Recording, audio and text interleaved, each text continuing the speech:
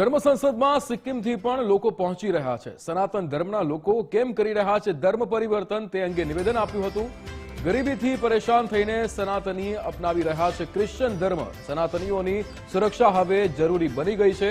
સનાતન બોર્ડ બનવું જ જોઈએ તે અમારી સુરક્ષા માટે છે તેવા નિવેદન આપ્યા હતા। सनातन की रक्षा के लिए तीर्थराज प्रयागराज में इस वक्त धर्म संसद बुलाई गई है। देवकी नंदन ठाकुर ने अपने पंडाल में आज देश भर से अलग अलग अखाड़ों से साधुओं को बुलाया है। ऐसे में कई लोग यहाँ पर पहुंचे हैं, कई साधु सन्यासी अभी पहुंचेंगे, कई अखाड़ों के अध्यक्ष यहाँ पर पहुंचेंगे और ऐसे में कुछ लोग हमारे साथ हैं जो देश के एक हिस्से से आए हैं।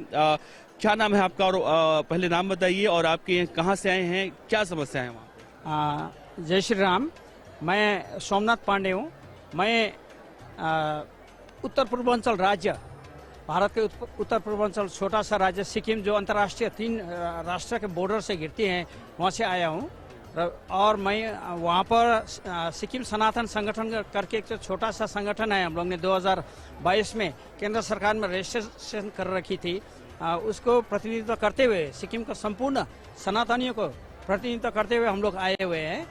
और सिक्किम में अभी इस हालत में है कि वहाँ पर सनातन का पूरा क्षय हो रहा है, सनातन घट रही है रैपिडली। अभी वहाँ पर देखे जाए तो शेड्यूल कास्ट का पॉपुलेशन 72% क्रिश्चियनिटी में कन्वर्ट हो गए हैं। और कहीं जैसे बुद्धिज्म में गुम्पा करके पूजा स्थल है, कई गुम्पा में ताला लग गया है वहाँ पर। यह सीरियस इशू है।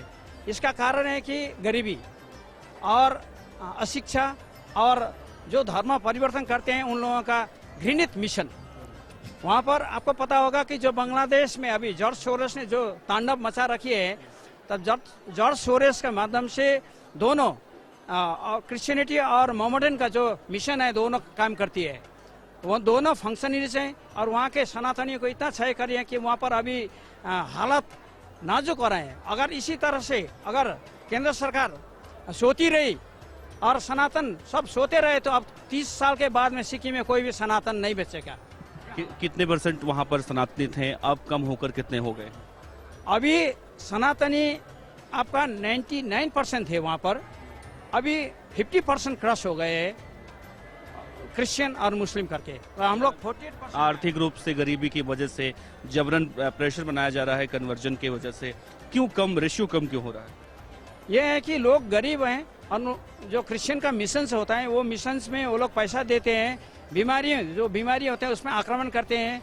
और वो 2 कार्यक्रम, एक तो प्रलोभन देके स्वास्थ्य के ऊपर प्रोग्राम करते हैं कुछ, तब तो वो लोग कन्वर्जन कराते हैं, जबरन कराते हैं वो लोग। और वो लोग ढांढ छल से कपड़ से जबरन ऐसा करके कन्वर्जन करा रहे हैं। सभी लोग साथ में हैं?